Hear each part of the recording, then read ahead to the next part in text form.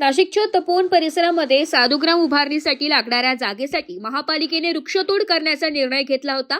मात्र त्याला वृक्षप्रेमींकडून नाशिककरांकडून मोठा विरोध करण्यात आला होता. त्यानंतरच आता अनेक राजकीय पक्ष देखील वृक्षतोडीला मोठा विरोध करत आहे.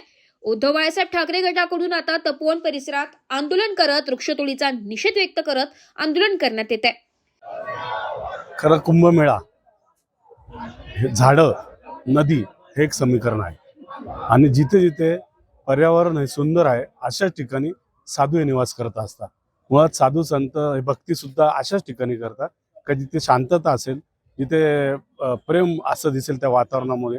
म्हणून ते तपोवन हे त्यासाठी निवडलेले आहे. आणि जर तपोवनातील झाडच जर समूळ नष्ट करण्याचा ध्यास जर भाजपा सरकारने मांडला असेल तर ते अतिशय निंदनीय घटना आहे आणि ह्याचा आम्ही आज सगळे शिवसैनिक निषेध करतो आहे.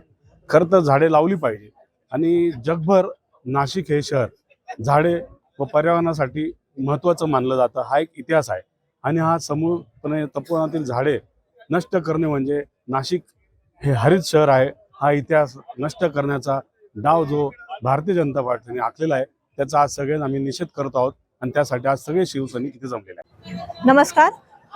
2027 मध्ये नाशिक येथे कुंभमेळा होणार आहे आणि जसं की आपण बघितलं की 2 आठवड्यापूर्वी NMC म्हणजे नाशिक महानगरपालिका आणि तसंच आपलं महाराष्ट्र सरकार यांनी सांगितलं की तपोवनामधले 1700 ते 1800 झाडं तोडण्यात येणार आहे. येथे झाडं तोडून साधुग्राम उपस्थित करायचं आहे. पण खरं तर साधुग्राम आणि कुंभमेळा हे फक्त निमित्त आहे. यांना ही जमीन बळकावायची आहे सरकारला आणि त्यासाठी त्यांचा सगळा हा अट्टहास चालू आहे. आपण बघू शकतो की ज्या ज्या झाडांवर अशा क्रॉस खुणा केल्या त्या झाडं तोडणार आहे. त्यांनी असं सांगितलं की 5 वर्ष किंवा 10 वर्ष जुने जे झाड आहेत तेच आम्ही तोडणार आहे आणि एक झाड तोडलं तर आम्ही 10 झाड लावणार आहे. तर खरं तर तुम्ही 10 झाडं लावणार तर 100 झाडं लावा, पण तुम्ही ते सांभाळणार आहे हा मोठा प्रश्न आहे.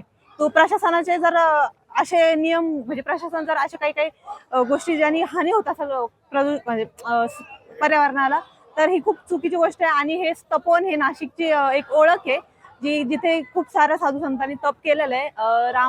आपले प्रभू रामचंद्र जे आहे ते इथे राहून गेलेले वनवासामध्ये आणि हे जर तोडलं तर कुठे ना कुठे नाशिकची ओळख संपणार आहे आणि खूप मोठं म्हणजे खूप मोठ्या प्रमाणात इथून आपल्याला ऑक्सिजन मिळतो आणि तोच ऑक्सिजन तुम्ही जर तोडणार असेल किंवा जर तो ऑक्सिजन उपलब्ध नसेल तर नाशिकचं भविष्य हे नक्कीच धोक्यात येऊ शकतं. धन्यवाद. वृत्तसंकलन विभाग, AB न्यूज, नाशिक.